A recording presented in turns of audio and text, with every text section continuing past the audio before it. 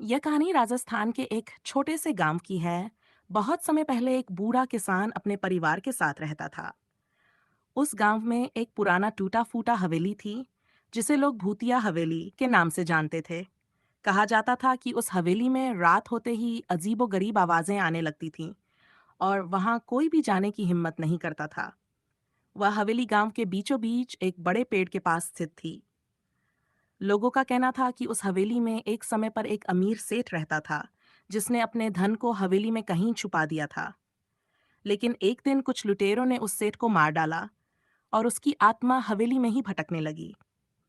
कहते हैं कि उस सेठ की आत्मा आज भी उस धन की रक्षा कर रही है और जो भी हवेली में जाने की कोशिश करता है, वह अजीब घटनाओं का शिकार हो जाता है। किसान का बेटा रामू बहुत साहसी था।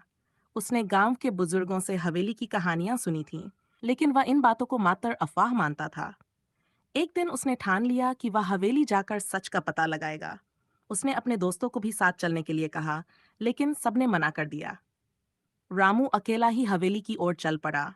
जब वह हवेली के पास पहुंचा, तो उसे एक अजीब सी ठंडी हवा का झोंका महसूस हुआ। वह कुछ देर के लिए रुका, लेकिन फिर हिम्मत करके हवेली के अंदर चला गया। हवेली के अंदर का माहौल बहुत ही डरावना था। दीवारों पर पुरानी तस्वीरें लटकी हुई थीं, जिनके चेहरे घूर रहे थे।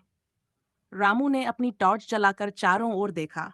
वह धीरे धीरे हवेली के अंदर बढ़ने लगा। तभी उसे एक कमरे से हल्की हल्की आवाजें सुनाई देने लगीं। उसने दरवाजा खोलकर देखा, तो वहां एक पुराना संदूक रखा था। रामू ने सोचा कि शायद इसमें वह खजाना छिपा हो, जिसके बारे में गांव के लोग कहते हैं। जैसे ही रामू ने संदूक खोलने की कोशिश की, अचानक हवेली की सारी खिड़कियां जोर से बजने लगीं। वह घबरा गया और जल्दी से संदूक खोलने लगा। जैसे ही संदूक खुला, उसमें से एक तेज रोशनी निकली और उसके सामने एक धुंधली परछाई दिखाई दी। वह परछाई धीरे धीरे एक इंसान का रूप लेने लगी। रामू डर के मारे कांपने लगा, लेकिन उसने खुद को संभाला और पूछा, आप कौन हैं? परछाई ने जवाब दिया, मैं वही सेठ हूँ जिसकी आत्मा इस हवेली में भटक रही है। मैंने यहाँ अपना खजाना छुपाया था, लेकिन वह धन मेरे लिए अभिशाप बन गया।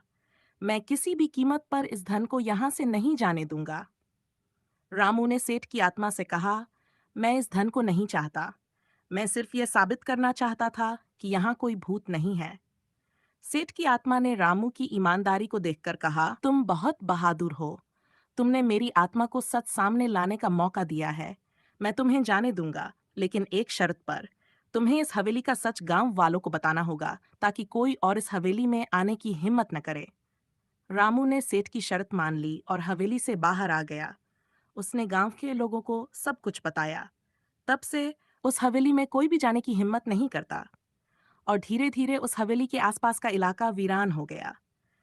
वह हवेली आज भी उस गांव में खड़ी है, लेकिन अब वहां कोई नहीं जाता। लोग अब भी मानते हैं कि उस हवेली में सेठ की आत्मा भटक रही है, जो अपने खजाने की रक्षा कर रही है।